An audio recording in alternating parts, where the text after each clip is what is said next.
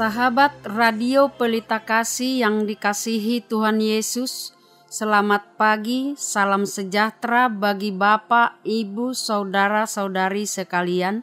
Selamat berjumpa kembali dengan pelayanan Renungan Harian Salom. Bagi Bapak, Ibu, Saudara-saudari yang berada di rumah, maupun yang berada dalam perjalanan menuju tempat bekerja, Tuhan Yesus memberkati kita sekalian. Saya Situa Nyonya Lumban Raja Belseria Mangarade Borusinaga dengan sukacita akan melayani Bapak, Ibu, Saudara-saudari sekalian sebagai pelayan pendamping pembawa renungan. Renungan di pagi hari ini dibawakan oleh Pendeta Lamsar Edi Manulang STH dari HKBP Kernolong Resort Jakarta. Baiklah, kita awali ibadah pagi ini dengan doa.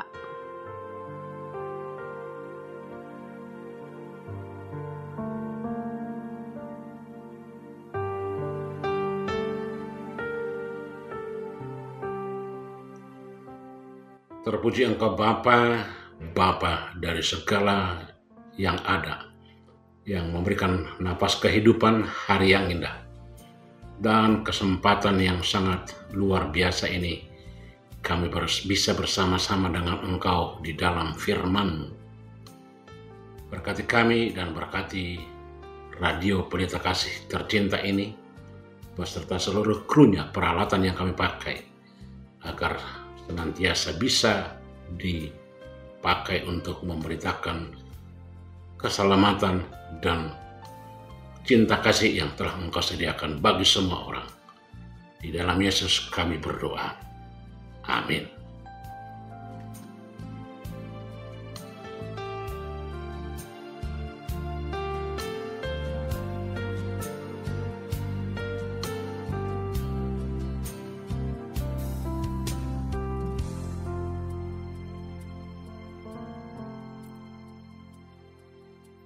Renungan bagi kita hari ini tertulis dalam kitab Kisah Para Rasul pasal 10 yang dimulai dari ayat pertama sampai dengan ayat ke-8. Kisah Para Rasul pasal 10 yang dimulai dari ayat pertama sampai dengan ayat ke-8. Beginilah firman Tuhan. Di Kaisaria ada seorang yang bernama Kornelius, seorang perwira pasukan yang disebut pasukan Italia. Ia saleh, ia serta seisi rumahnya takut akan Allah, dan ia memberi banyak sedekah kepada umat Yahudi dan senantiasa berdoa kepada Allah. Dalam suatu penglihatan, kira-kira jam 3 petang, jelas tampak kepadanya seorang malaikat Allah masuk ke rumahnya dan berkata kepadanya, "Kornelius." Ia menatap malaikat itu dan dengan takut ia berkata, "Ada apa, Tuhan?" Jawab malaikat itu, "Semua doamu dan sedekahmu telah naik ke hadirat Allah, dan Allah mengingat engkau. Dan sekarang suruhlah beberapa orang ke Yope untuk menjemput seorang yang bernama Simon dan yang disebut Petrus. Ia menumpang di rumah seorang penyamak kulit yang bernama Simon yang tinggal di tepi laut."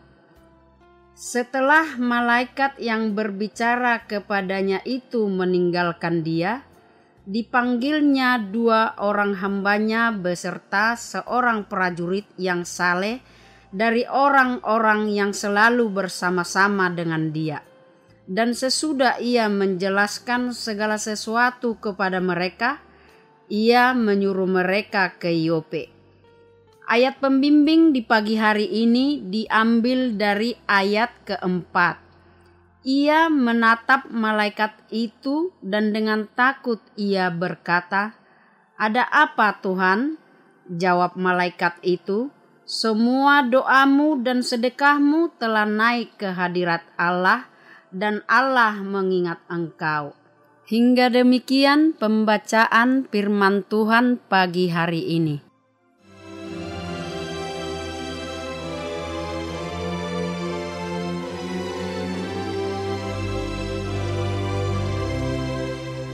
Sahabat Radio Pelita Kasih, inilah pekerjaan Roh Kudus yang luar biasa di awal gereja mula-mula.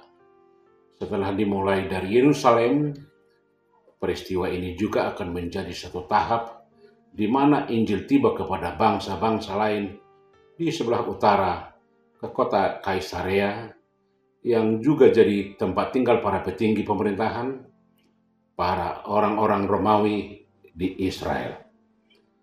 Salah satu petinggi yang dikisahkan dalam narasi ini adalah Cornelius, pemimpin pasukan yang membawahi 100 tentara dan seorang yang takut akan Allah.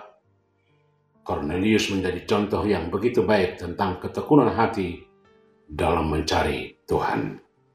Kisah para rasul 10, Petrus dan Cornelius sama-sama diberikan penglihatan yang dirancang untuk mempertemukan kedua orang Yahudi dan orang bukan Yahudi. Cornelius, orang bukan Yahudi yang berdoa kepada Tuhan dan memberikan sedekah kepada orang-orang Yahudi, yang merupakan salah satu bentuk pertobatan sekaligus amal di kalangan orang Yahudi, melihat sebuah penglihatan yang akan menjawab doanya. Kemudian orang Yahudi itu, Rasul Petrus sendiri menerima penglihatan yang membingungkan, yang mengharuskan dia untuk mengubah penafsirannya terhadap tradisi lama bangsanya mengenai hal-hal yang halal dan haram. Baik Cornelius maupun Petrus mengikuti bisikan penglihatan mereka. Petrus dituntun oleh Roh untuk memasuki rumah Cornelius dan tidak menganggap dia dan seisi rumahnya sebagai najis, karena mereka adalah orang-orang bukan Yahudi. Batu ujian dari pesan Petrus kepada Cornelius adalah ketidakberpihakan kasih karunia Allah dan universalitas ketuhanan Yesus yang membawa damai. Sesungguhnya aku telah mengerti bahwa Allah tidak membedakan orang. Setiap orang dari bangsa manapun yang takut akan Dia dan yang mengamalkan kebenaran berkenan kepadanya.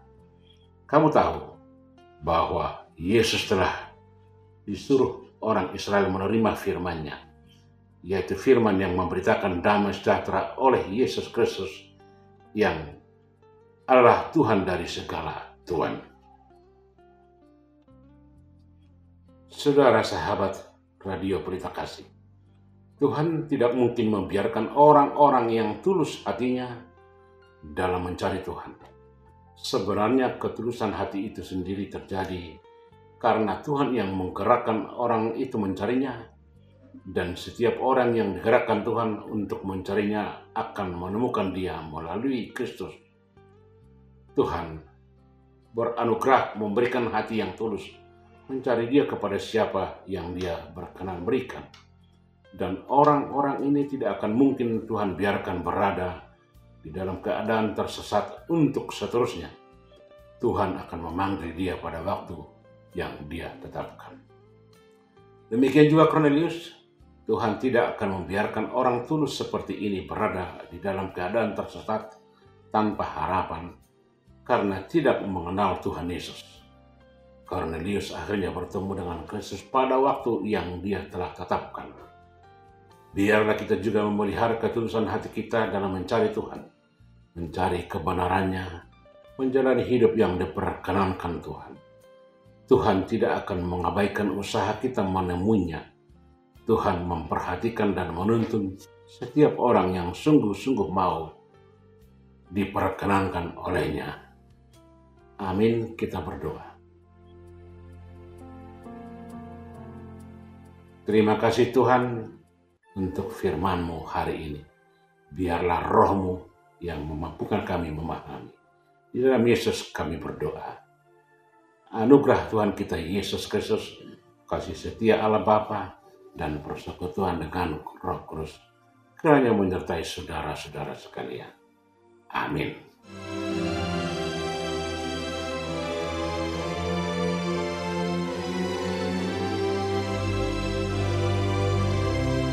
Sahabat Radio Pelita Kasih yang dikasihi Tuhan Yesus Kristus, marilah kita mendengarkan beberapa informasi berikut ini.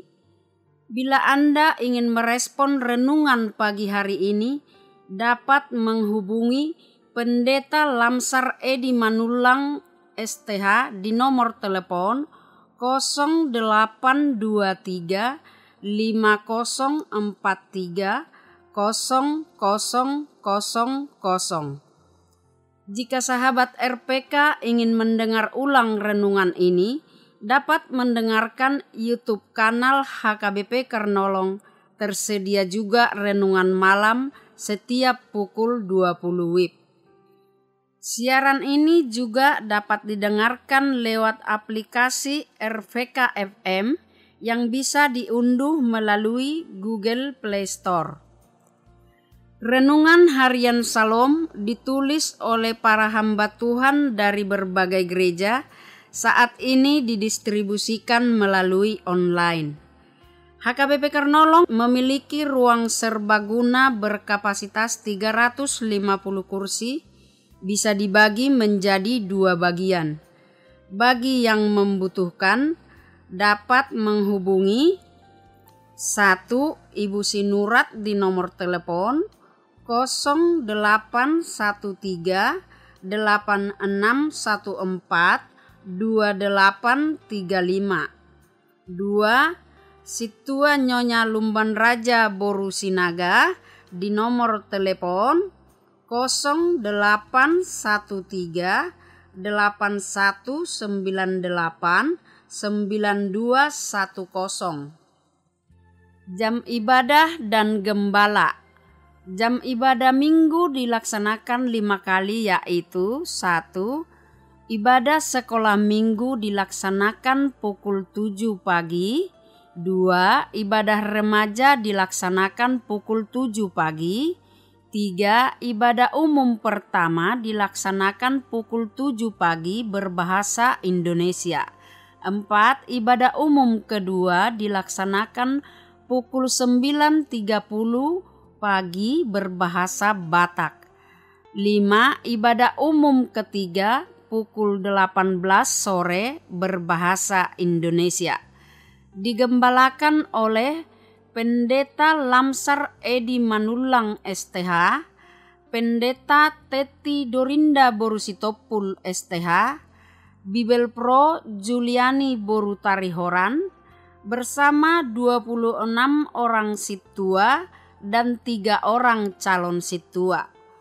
Bila Anda ingin didoakan, dapat menghubungi Situa Nyonya Marbun Melkida Boru Panggabean di nomor telepon 0813 8683 3174. Segenap pengurus Renungan Harian Salom menyampaikan salam kasih kepada seluruh pendengar setia dan pendukung acara ini, kepada Jemaat Tuhan Interdenominasi dan seluruh Jemaat HKBP dimanapun berada.